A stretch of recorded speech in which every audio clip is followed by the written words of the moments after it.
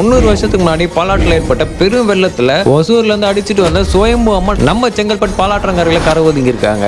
இப்போ அந்த அம்மன் கோயில்ல கும்பாபிஷேகம் நடக்க இருக்கு. என்னைக்குன்னு சொல்றேன், டைம் இருக்கவங்க போயிட்டு வாங்க. அதுக்கு முன்னாடி இந்த மாதிரி யூனிக்கான அப்டேட்ஸ்க்கு நம்ம பேஜை ஃபாலோ பண்ணிக்கோங்க. இந்த கோயிலோட பேரு அருள்மிகு ஸ்ரீ ஓசூர் அம்மன் ஆலயம். இந்த கோயில் எங்க இருக்கு அப்படின்னா செங்கல்பட்டுல பெரிய நத்தம் அப்படின்ற ஏரியால தான் இருக்கு.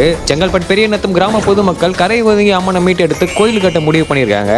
அப்போ இந்த விஷயம் தெரிஞ்ச ஓசூர்ல இருந்த பெரியவர்கள் எல்லாமே நம்ம ஊருக்கு வந்திருக்காங்க. அப்போ நடந்த பேச்சுவார்த்தையில அம்மன் எங்க ஊரை தேடி வந்திருக்காங்க, நாங்களே கோயில் கட்டி நாங்களே வழிபாடு பண்றதா இருக்கும் அப்படின்னு சொல்லியிருக்காங்க. அதை கேட்ட ஓசூர்ல இருந்து வந்த பெரியவர்களுமே சம்மதிச்சு நீங்களே கோயில் கட்டி அம்மனை வழிபாடு பண்ணுங்கன்னு சொல்லிட்டாங்க. ஓசூர்ல இருந்து நம்ம ஊருக்கு அம்மன் வந்ததுனால இந்த அம்மனுக்கு ஓசூர் அம்மன் என்ன பேர் வச்சிருக்காங்க. இந்த கோயில்ல இருக்க அம்மனை பார்க்கும்போது சமயபுரத்துல அம்மனை பாக்குற மாதிரி இருக்கும். ரொம்பவே முக்கியமா இந்த கோயில்ல இருக்க நாகக்கனி அம்மனுக்கு பக்தர் அவங்க கையாலே மஞ்சள் குங்குமம் வச்சு அபிஷேகம் பண்ணலாம். இதனால அவங்களுக்கு திருமண தடை நீங்க சீக்கிரமா கல்யாணம் ஆயிடும் சொல்றாங்க. இந்த கோயில்ல நாகத்தம்மனுமே இருக்காங்க. ரொம்பவே சக்தி வாய்ந்த இந்த கோயில்ல வரப்போற ஜூலை 7ஆம் தேதி காலையில 9 மணில இருந்து 10:30 மணிக்குள்ள பாலாலய கும்பாபிஷேக விழா நடக்க இருக்கு. பாலாலய கும்பாபிஷேக விழா அப்படின்னா கருவறையில இருக்க அம்மனை தரிசனம் பண்ண முடியாது. அதுக்கு பதிலா அம்மனை வெளியில பிரதிஷ்டை பண்ணுவாங்க.